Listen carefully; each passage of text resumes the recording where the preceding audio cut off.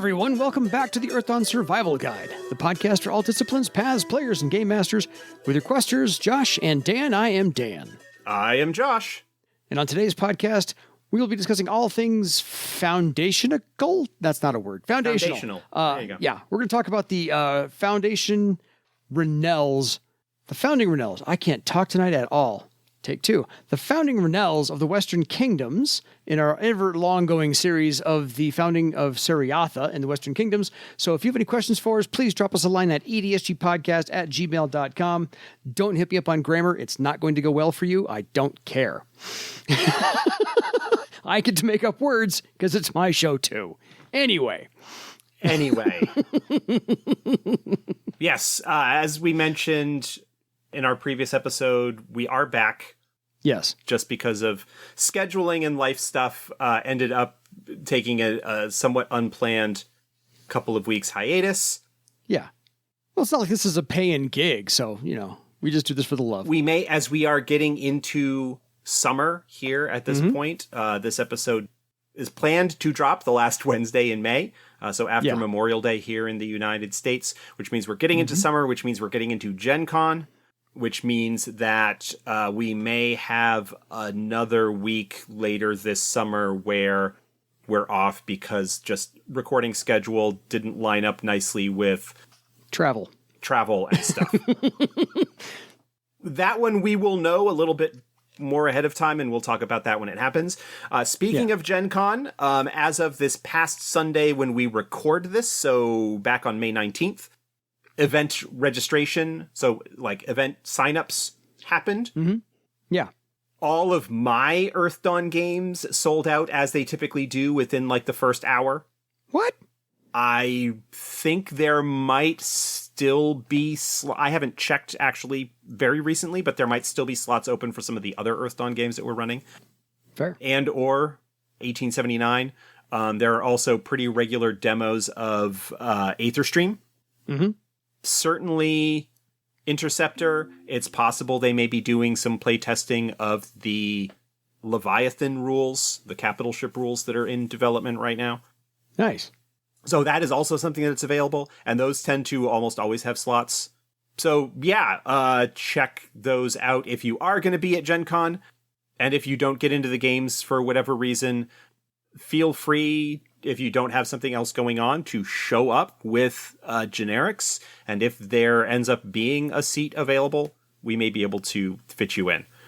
Because people sign up for lots of stuff and then sometimes don't show up to their games. They're double booked. Well, GenCon actually doesn't let you double book events. If you have something in your schedule for a game at a particular time, it will not let you buy tickets for another event that is at the same time. Nice. Well done. It doesn't let you do that, but some people discover, oh, that game I signed up for at 10 a.m. on Friday, I'm not feeling it. So I'm going to just take it easy and find something else to do. And they won't show up. Yeah. Which, happens. Not a lot. Sometimes everybody shows up and I still, if everybody is available, everybody who pre-booked is willing. And I actually tend to prep more pre-gen characters than I put tickets up available for. So sometimes we can squeeze in one or two extra people at the table if everybody is willing to do so, because we don't want anybody to miss out if they're willing to sort of commit the time. Fair. And as always, swing by the booth. If you are going to be at GenCon, we are going to have a bunch of cool stuff there. I won't say anything more about that right now. I won't either, and I know what they are. When that gets closer, I will reveal some of the stuff because I'm not sure exactly what all is going to necessarily make it in time to be at GenCon.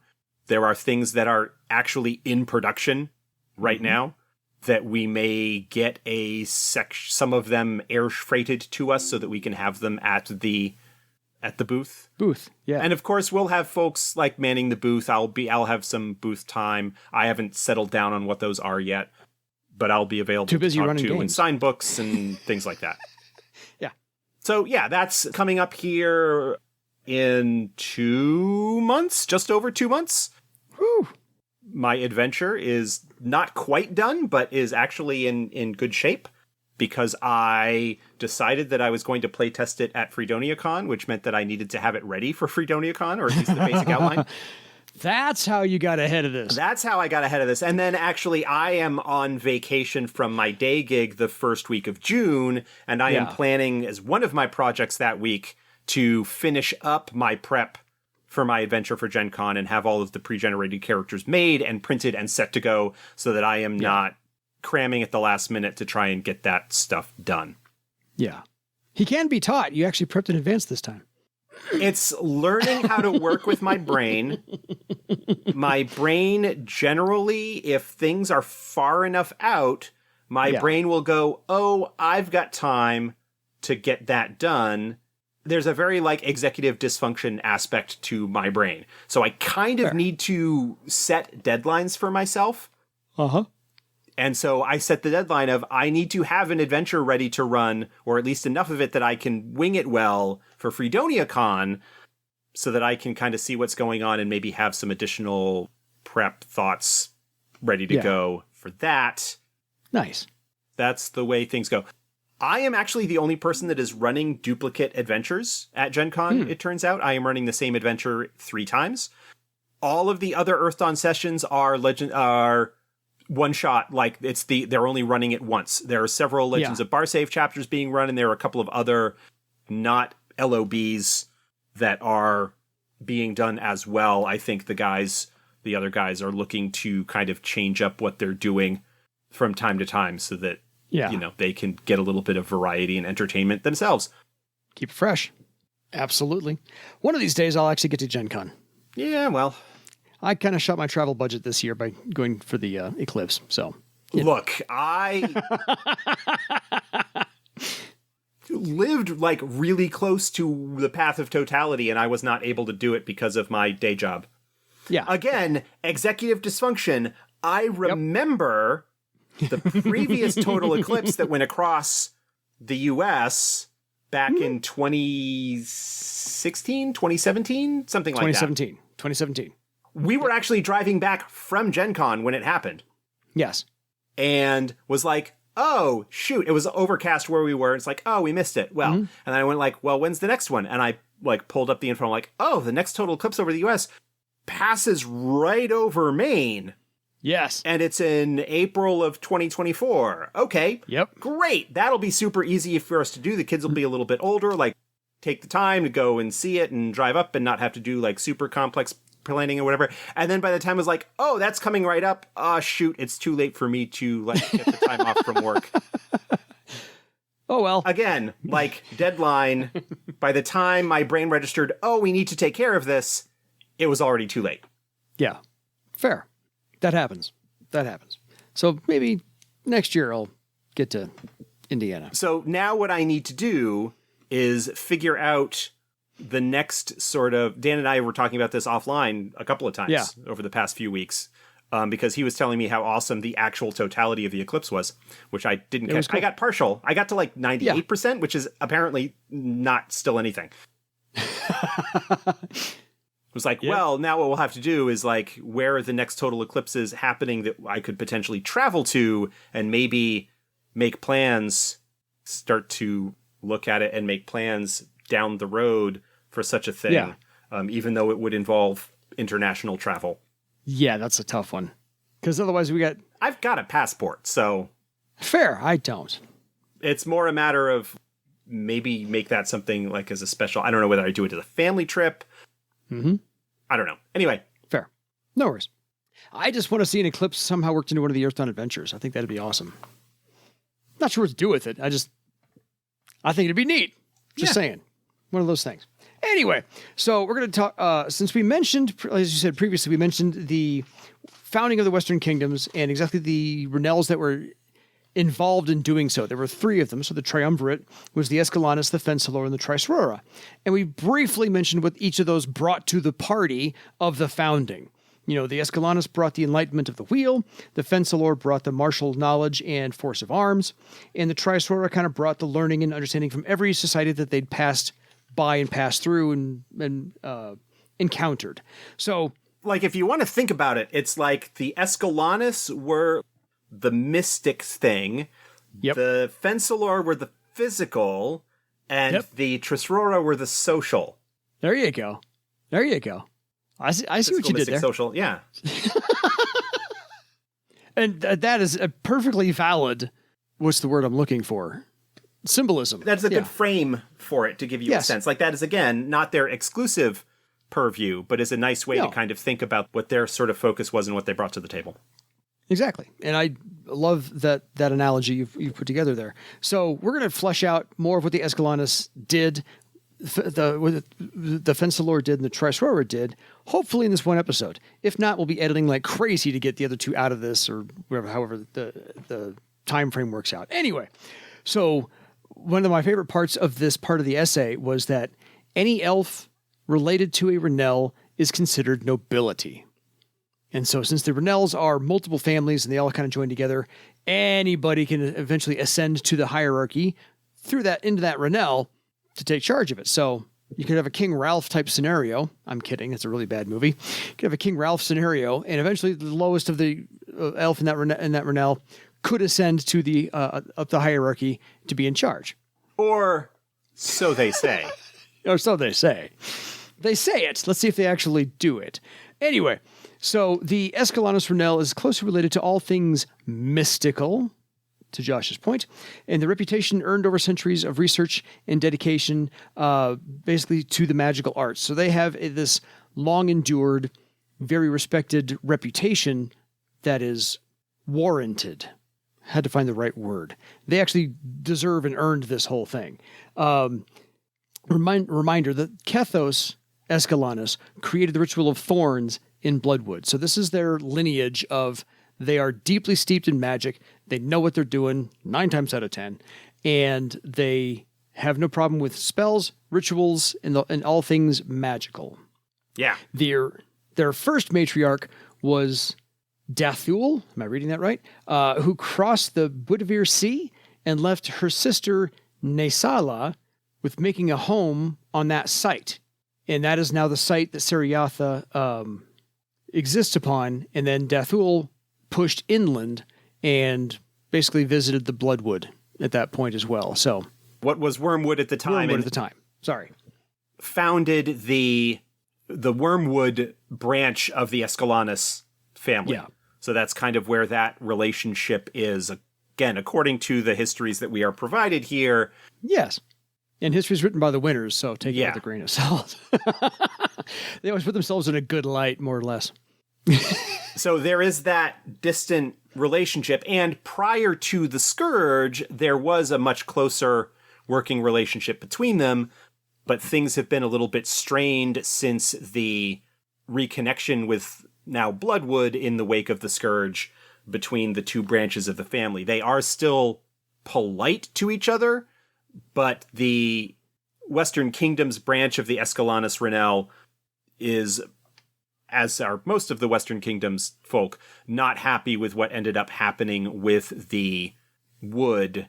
And it's not really gotten into here, but I suspect that at least the higher-ranking members of the Ranelle are probably aware of how that branch of the family was involved in making the Wood the way it was, and I suspect that kind of makes relations even more strained. But possibly you could work on it as there are members of the Western Escalanas Ranelle that are willing to work with Kethos or provide support to Kethos in his efforts to end and undo the Ritual of Thorns and hopefully as well the damage that it has done to the Wood. Exactly. So post-Scourge, the Escalanas Ranelle in Sereatha established an uneasy alliance with the Escalanas of Bloodwood, I believe is what you just also mentioned, and they have launched expeditions into the wastes looking for lost gerryth, smaller kingdoms, in the wastes, because there's all of those cares that were underground throughout the wastes, and so look to see if there's any survivors. Probably not. Treasures, lost historical facts, lost historical magical things. So they're looking for those. So this is part of their goings on. And potentially also trying to understand the nature of the damage and corruption that has been done to the wastes, and possibly how that might provide insight or help in what they hope to do with the Bloodwood. Yeah, agreed. And so this is kind of, if you're going to use the framework of this Ranelle in any kind of session prep or plot ideas for an adventure or a campaign, this is where this Ranelle kind of comes from. Is they have this steeped magical lore, and they currently oversee the fewest but most loyal gerryth of the founding Ranelles. So they have the fewest, but... They have the fewest direct subjects, but all of the gerryth, to one extent or another, owe fealty, potentially through like a couple of different layers, to one of the founding Ranelles. Ultimately, the chains of fealty that are there mean that there are probably a number of gerryth that are not directly overseen or directly owned, for lack of a better term, by the Escalanas, but may very well have close enough relationships with them to see them as the ones that they owe the most loyalty to out of the three. Yeah. And probably it is those that have a higher arcane investigation and research focus. Exactly. So how would you suggest, or what ideas or adventure hooks could you think of for someone to use this Ranelle in a certain fashion? My first thought is, since they're sending all of these expeditions into the wastes, that's the obvious one. Yeah. Anything that would involve some kind of magical research, whether into the nature of the wastes, to uncover lost or forgotten cares and cities and the knowledge or treasures that might be recovered from them. Anything that is dealing with, again, to look at the broader scope of things, the potential end of the Ritual of Thorns and the possible redemption of Bloodwood would often have the Escalanas as a much more interested party compared to the other two Ranelles, in part because of the relationship that they have with their eastern cousins through Kethos and his efforts. I think that probably is an aspect where the relationship between those two branches of the family, because Kethos is looking to resolve the problem, to end the problem, that probably gives the Western Escalanas reason to at least be cordial and willing to help, as opposed to the haughtiness of we have done nothing wrong, and if you can't see that, well, you're just unenlightened, of Queen Alechia's official stance on things. Yeah, fair. So on to the Fensalor Ranelle. These, as I said, are best known for their prowess in battle. They did bring the martial prowess and their... Sorry. Before we get into the Fensalor real quick... Do it, yeah. We didn't talk about the current matriarch of the Escalanas. Oh, sorry. It's a whole different page of my notes. Yeah. Matriarch Alindra Escalanas. Yeah, she became matriarch when her sister went mad during the final years of the Scourge. And Alindra walks the path of the scholar, or a scholar. And well, the path of scholars, as in the Elven Wheel. Yes, sorry. My notes are crap sometimes. It's on me.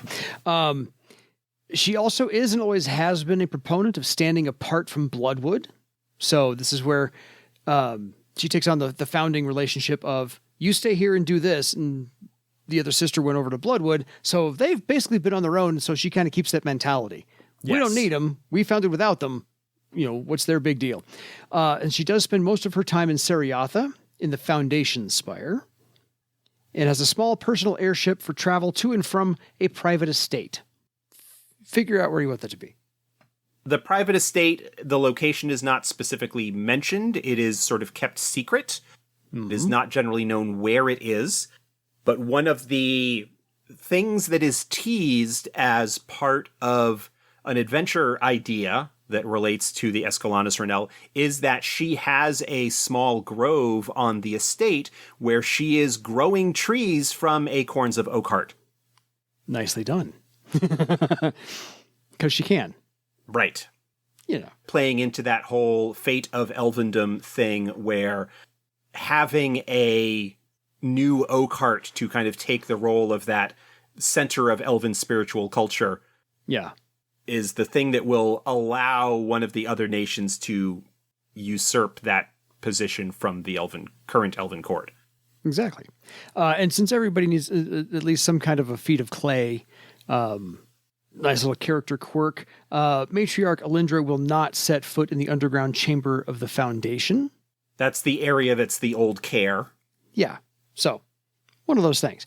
But perhaps one of these excursions into the Waste might be on her behalf or whatever, or at least have to go through her, just in case you wanted to use her as an NPC. There's some details you can use there. And the other parts of the Escalanas Ranelle, by all means, make up some other NPCs if you want to. They all have that kind of generalized background, all things mystical and magic. So that's the foundation of their Ranelle and their main focus. So if you're going to use them, this is how to use them. Josh had some great examples. I'll just do the Fensalor introduction again, and I edit all this crap out. No, you won't. No, I probably won't, because it's funnier this way. So on to the Fensalor Ranelle, which, as we said before, brought the martial prowess and the knowledge and force of arms. So this is more of the military type, and they do the city guards and things like that. So this Ranelle was founded by Galen, who ruled the Kael'shara Gerryth with an iron fist. So a little dictatorial, authoritarian here. These things tend to happen. They did migrate to Sereatha, so they weren't founded here, but they did kind of come to this area. And they grudgingly unified with the other founding Ranelles, because when you have an iron fist, you don't like to share. And you certainly don't want to share power in this regard. So they have many sworn gerryth than any other Ranelle in the Western Kingdoms, but they don't have as many loyal ones. So they have more than the Escalanas, but the ones the Escalanas have are more loyal than the ones that the Fensalor has. Because again, Iron Fist, that probably is not exactly an easy relationship to have there. Yeah, the Fensalor in general have long stood almost apart from the rest of elven culture. They have long been of the belief that their own rights and the rights of their sworn gerryth are more important than kingdom as a whole, the Western kingdoms as a whole, or even elvendom as a whole. I would kind of paint them in that way then as the more orthodox of the founding Ranelles.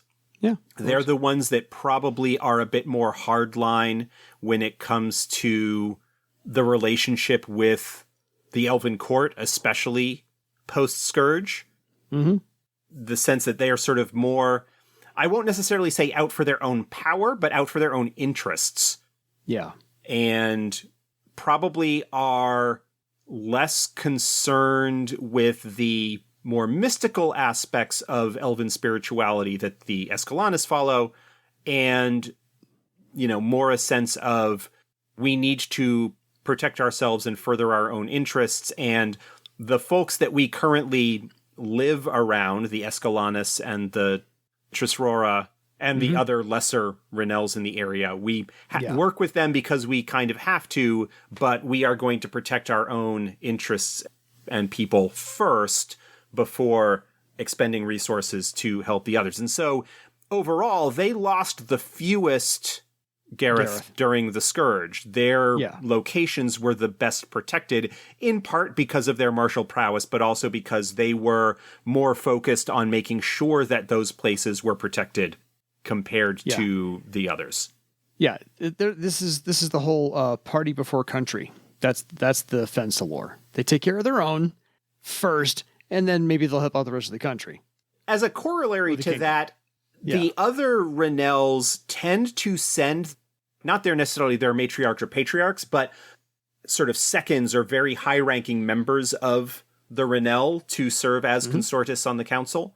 The Fensalor don't do that. They understand the necessity of working with the other Ranelles, but they don't send their scions, they don't send their highest-ranking or most promising members of the family to serve the consortis. No. That is a less important position than having those individuals in charge of their own domains and business. Positions of responsibility. Yes. The Fensalor Ranelle also, right now, currently, so the current affairs, as I said, the Escalanas are sending expeditions into the wastes. The Fensalor are currently rebuilding all of the infrastructure. Primarily theirs first. Yeah, that could actually lead to some tension with the other founding Ranelles, in the sense that because they have such a significant hold of the overall military forces of the gerryth, of the Western Kingdoms, Yeah. that is something that they could potentially leverage as a way of ultimately seizing power for themselves. I get the sense, actually, that they don't have a lot of interest in necessarily declaring themselves, or the Western Kingdoms or Sereatha, as the new seat of elvendom. Because while, again, they work with other elves, they have always been more self-interested. I think they would support anything like that comes their way, but I feel like they're not ones that are necessarily actively pursuing it. And I think if they felt that there was something going on that would undermine their position or their strength in that region, that then they would move to counteract it, even if that involved moving against other founding Ranelles. Yeah, I think they kind of go with where the wind blows.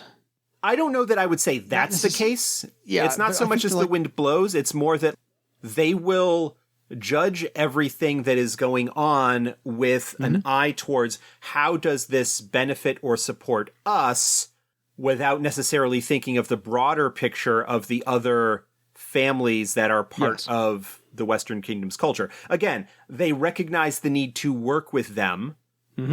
They recognize the long-established relationships that are there, but I think overall they may look at the squabbles, the struggles, the politics between the Western Kingdoms and the Elven Court and Shosara as secondary to what we can do for our own interests and holdings. Let them go do their thing. But if they need us, we'll ride shotgun.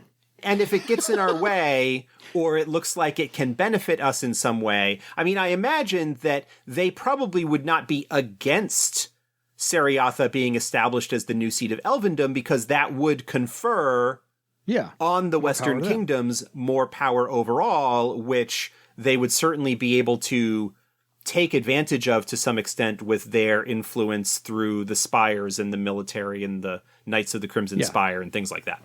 Yeah, and they get to flex their muscles that way. So, one of those things. And currently, aside from just rebuilding current infrastructure, they are also building a profitable trade alliance with Thera. So again, kind of like going against the previously established political relationships that the elven nations have with Thera. Again, not really caring what the Elven Court and Alachia may feel about that. They see that as a profitable and worthwhile endeavor, and so they are going to pursue it. Yes, because the younger members of the Fensalor Ranelle are actually wearing Theran fashions at court when they show up, and which, by the way, hasn't gone unnoticed. So, if you are going to use the Fensalor Ranelle, I would actually throw that detail in just to say they're wearing Theran fashions and garb, color schemes, whatever the case may be, just to make a point of it, because those are the little details I like to sprinkle in every once in a while, just to throw. And that could be something as a potential influence / greater politic image that you can call to mind. Yeah. One of the tools of empire is cultural export. Yeah. And if Theran fashion becomes something that is seen as worthwhile and valuable to the members of the Fensalor Ranelle, there are ideas and notions that go along with that cultural export that could end up being leveraged and used for Thera to have greater influence over Sereatha and the Western Kingdoms through the Fensalor, through the fondness with which those up-and-coming members of the family may view the Empire. Yeah. So, any story suggestions or adventure hooks to use the Fensalor in? Well, I think what you could potentially do, and a lot of this would depend on the style and tone of game that you're running. I mean, we may need to examine and explore this in a future episode, perhaps when we talk about the Theron Empire in a bit more. Oh, yeah. Within the framework of bar save, the Theron Empire is frequently, and not unjustly, I think, painted as antagonists, if not outright villains.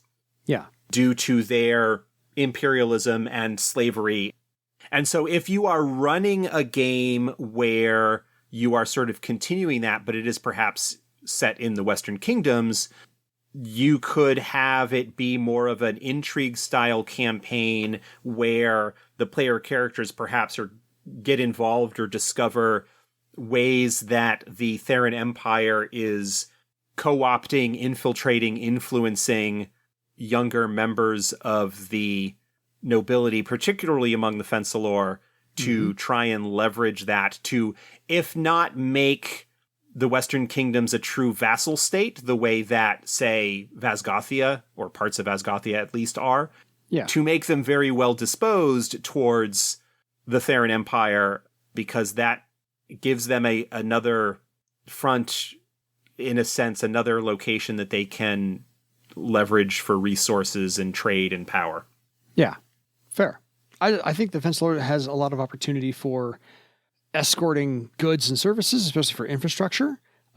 Figuring out where infrastructure goods may have been stolen, and the political things back and forth to and from Thera. So if you want a really long travel campaign, that's certainly something that you could look at. And then the other side would be the Fensalor would often be obstacles or antagonists, perhaps, to other things that the Escalanas and the Trisrora might be doing, because ultimately the Fensalor, while you can mostly trust them, like, they're not bad guys, but the thing that you can trust them to do is ultimately be looking out for their own interests, and that can sometimes get in the way of what other groups may want to do. Exactly. So the patriarch of the Fensalor Ranelle is Itham Fensalor, whose brother succumbed to a horror taint during the Scourge and therefore takes defending the Gwydenro very personally. So hence the iron fist of the previous generation or two. But right now, Itham is going to hold on to as much security as possible. So that's their main priority. They took on the head of the Ranelle at an elderly age before the emergence of the Scourge. So Itham is already at an advanced age personally, and he walks the path of lords and is trained as a warrior and a troubadour. So the warrior poet, per se. Yes, he is strongest in those fields, but because he follows the path of lords, he of course has some background in the mystic arts as well. He was an elementalist. He did just enough of that to sort of qualify to move on, and it's clear that he does not really have a mystical bent, at least from a spellcasting standpoint. Yeah. And because of his age, he delegates a lot of his responsibilities and more or less stays at the family's estate in Kelshara. Yeah, he's not going to travel a whole lot with the age that he's in, so that's risky. And he's all about security, so we're going to talk about that one. So 2 down, 1 to go. Next up is the Trisrora Ranelle, and as I said before in the previous episode, they brought the learning and understanding from every society that they've passed through or encountered. And as Josh said, these are the social Ranelle elves. They started as a group of nomadic merchants in a caravan.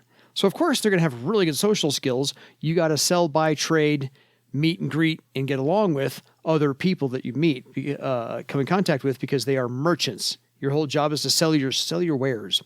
So the first matriarch was Shionia, brokered a peace between the Escalanas and the Fensalor upon the founding, and set the very first flagstone of Sereatha to be built upon the site it still stands on. So they're still important. Yes. In some ways, you can draw a little bit of a parallel to Thrall, in the sense that a lot of Thrall's influence and temperament is based around their mercantile tradition and their caravans and trade networks and so forth that they have spread across Barsave. The Trisrora are very similar in that regard, in that they see the value in trade and the diversity of the various peoples that they have encountered, and so are a lot more open and willing to accept differences. I suspect that probably the Trisrora broadly, again, there are probably always exceptions for individuals, but I think the Trisrora broadly are the ones most open to Shosara. Mm-hmm. They're the ones that I suspect probably clash most often with the Fensalor.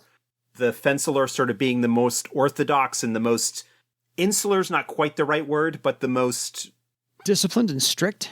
Yeah. Whereas the Trisrora are a lot more open and traveling and willing to make deals and have relationships with various folks, not just within the Western Kingdoms, but with areas beyond. Yeah. And one of the things that has sort of been happening, and again, this can be perhaps an area to explore if you are doing a game that is based in the Western Kingdoms or is relating to them in some way, they've actually been pulling back a little bit.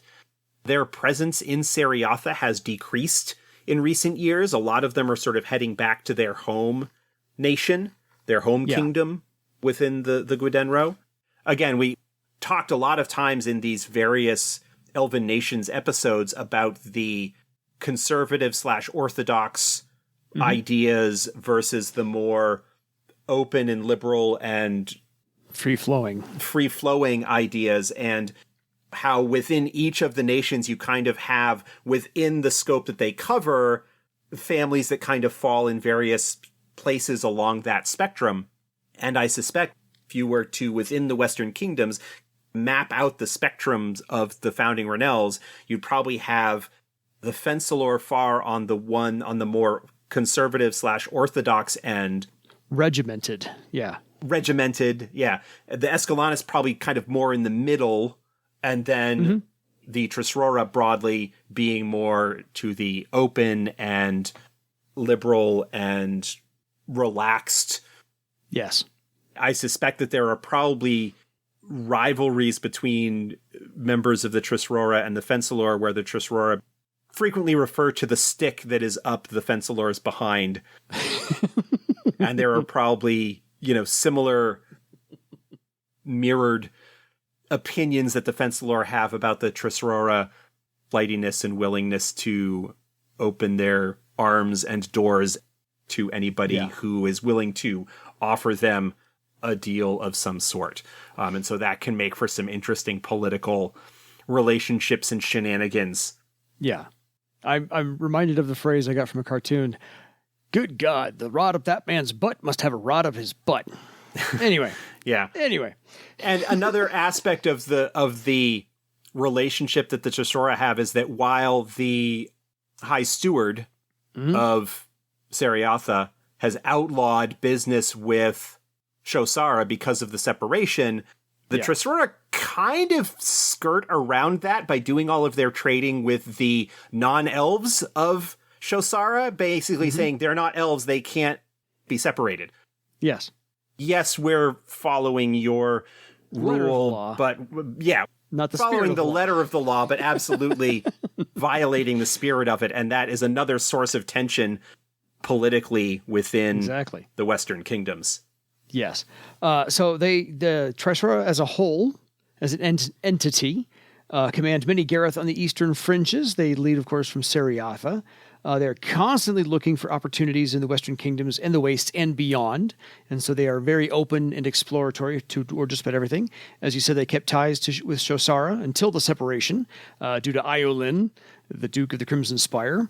And he said they continue to deal and trade with the free companies, and they also trade with Iopos as well. Yes. So they are really... Although that relationship is occasionally rocky, the Trisrora are happy to do so, but there's something going on where the Denerastus, for example, recently broke a contract, at least based on the information here. They decided that they were not going to go through with a deal that had been arranged. Yeah, well, in that case, you're dealing with Denerastus. Your relationship is always going to be a little rocky. Yes. because it's the Den Erastus. So there's that. The matriarch of the Trisrora Ranelle is Jastra Trisrora, who's young and wealthy and a little bit ostentatious, because, elf happens. Yet they are very charitable, so I'm not going to lie. They give frequent donations to questers, and they hold an annual feast for the downtrodden in the Kingdom of Dion. So, not without their beneficent ways either. The matriarch also spends time in the Spire of Ambition and is a moderately accomplished troubadour. So, this is somebody who's a little ostentatious, walks the path of the troubadour, and also walks the path of the travelers. So I can imagine Jastra as sort of like a minstrel who's a little bit up on herself. I can't say minstrel, not the word I'm looking for. The path of travelers is a step along the wheel, and the troubadour discipline is the one that is associated with that. Fair. Within the more regimented and orthodox paths that are followed, that is why she is a troubadour. Yeah. She is probably very outgoing and social and has a high charisma. It's given here that she has a charisma step of 8. Yeah. And so there is certainly that aspect of it, but I don't know that I would necessarily... I imagine that she is reasonably well accomplished as a troubadour, but I don't know that I would necessarily think of her as a minstrel per se. Sorry, that was the wrong word I was looking for. I was thinking like a modern-day pop star. Maybe. I don't even know that I would necessarily go that far. The charitable work that the Trisrora do, she isn't really concerned so much with what good it actually does, except for how it shapes the public perception of the family's image. Yeah. Mm-hmm. So I wouldn't necessarily pop star, but there's very definitely, you could take some aspects of influencer culture, fame, yes, celebrity kind of involved there. That's what I was looking for. I'm thinking more along the lines of perhaps the Kardashians. They are sort of famous for being rich and famous. Yep. The difference being that, of course, she actually has significant political power because she is the head of one of the founding Ranelles. There you are. And again, we're looking at probably something that is more along the lines of the kind of political power and situation that you had among nobles during the Renaissance. We're going to throw money around to show how rich we are and support all of these great public works. Or the fact that a lot of the robber barons and industrialists in the late 19th and early 20th century in the US spent a whole lot of money funding museums and other foundations and public things to show about how awesome they were. To draw public attention to that rather than the fact that they were exploiting their workers. Yes. Good PR. They do it for very good PR. Yeah. That's all. So, these are the major... That is not to diminish the good that they potentially do, but you also need to kind of think of the motives and the reasoning behind why they are doing what they are doing. And the Trisrora, broadly speaking, any kind of game that is dealing with trade or international relations is likely to have the Trisrora involved in some capacity because it is typically their caravans and envoys and such that are establishing those relationships with other powers. Yeah. So how could either the matriarch or the Trisrora Ranelle also be involved in some adventure hooks? Any ideas there? What kind of adventures they could be? Again, mainly you're looking at caravan campaign style, where you maybe need to escort caravans in search of new markets or investigate issues that they may be running into, political relationships. If, an envoy goes missing, they may very well be hiring adepts to go and investigate and find out what's going on. So a lot of those kind of situations would be the ones that typically would involve the Trisrora to a certain extent. And again, depending on exactly the flavor of the game, the Trisrora could be mentors or supporters or the primary employers of the PCs, or perhaps be the ones that the Fensalor are hiring to investigate, or perhaps the High Steward. might have his people hire the player characters to investigate and make sure that the Trisrora are actually following the rules. Mm-hmm. Political intrigue and infighting that happens between the various high-ranking people in charge of the Western Kingdoms. Yeah. So I think there's three specifically different motivations for all three of these Ranelles. I think they make a fantastic triumvirate to use for the Western Kingdoms. I like the founding, and I think there's possibility for any one of the three to be not a bad way to get your foot into a campaign or a set of adventures in the Western Kingdoms. Yeah, absolutely. So if you have any questions for us, folks, please drop us a line at edsgpodcast@gmail.com. And until next time, go explore one of these Ranelles for your legend. Good night, everybody.